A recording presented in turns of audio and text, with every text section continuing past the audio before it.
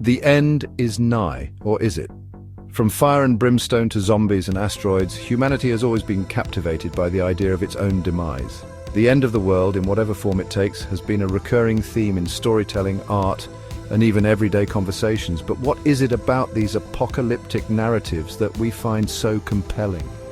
Why are we so drawn to imagining the worst-case scenario, even as we strive to create a better future? The answer perhaps lies in the very nature of being human. We are a species capable of both great hope and crippling fear, and the end of the world represents the ultimate expression of both. It is a blank slate, a terrifying yet strangely exhilarating prospect of a world wiped clean, where the old rules no longer apply and anything is possible. Perhaps it's the thrill of imagining ourselves as survivors banding together against impossible odds and rebuilding from the ashes. Or maybe it's the cathartic release of confronting our deepest fears, exorcising them through stories and images that allow us to explore the unthinkable from a safe distance. Whatever the reason, our fascination with the end of the world is undeniable. It's a theme that has echoed through the ages, shaping our beliefs, our culture, and our very understanding of what it means to be alive.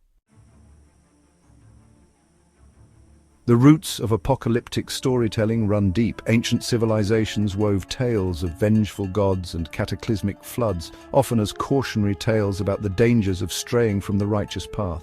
The Bible's book of Revelation, with its vivid imagery of the four horsemen, the seven seals, and the ultimate battle between good and evil, has exerted an outsized influence on Western culture, inspiring countless interpretations and artistic representations. The Enlightenment brought with it a shift from divine retribution to more secular threats.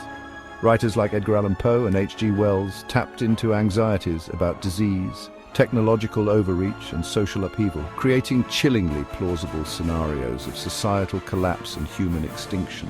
The world wars of the 20th century, with their unprecedented levels of destruction, only served to reinforce these fears, giving rise to dystopian masterpieces like George Orwell's 1984 and Aldous Huxley's Brave New World. Today, our apocalyptic anxieties have become more diverse and nuanced. Climate change, global pandemics, nuclear proliferation, and artificial intelligence all loom large in our collective consciousness, providing fertile ground for writers, filmmakers, and game developers to explore the potential consequences of our actions and inactions. From the zombie hordes of The Walking Dead to the environmental devastation of the road, these stories serve as both warnings and reflections of our deepest fears about the future. The enduring appeal of apocalyptic narratives lies in their ability to tap into our most primal emotions. On the one hand, they offer a potent cocktail of fear and adrenaline. There's a certain thrill in contemplating the fragility of our existence, the knowledge that everything we know and love could be swept away in an instant. This fear, however, is often tempered by a strange sense of exhilaration, a perverse pleasure in witnessing the collapse of the old order and the possibility of a new beginning. But apocalyptic stories are more than just cheap thrills. They also offer a unique lens through which to examine the human condition. In the face of unimaginable adversity, our basest instincts, greed, violence, tribalism, often rise to the surface. Yet, at the same time, we also see extraordinary acts of courage, compassion, and self-sacrifice.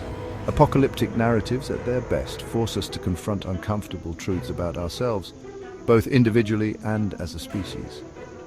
Moreover, these stories can serve as a form of social commentary, holding up a mirror to our present-day anxieties and highlighting the potential consequences of our actions.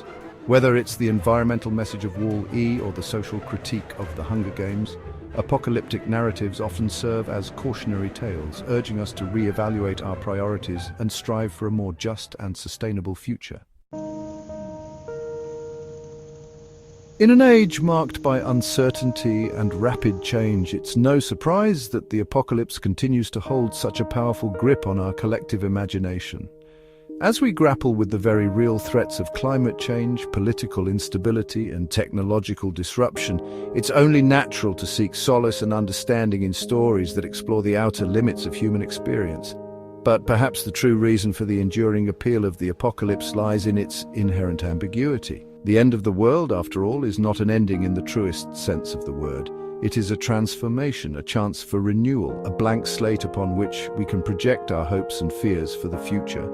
Whether it fills us with dread or exhilaration, the apocalypse continues to fascinate us because it reminds us of our own mortality, our capacity for both great and terrible deeds, and the enduring power of the human spirit to persevere even in the face of unimaginable adversity.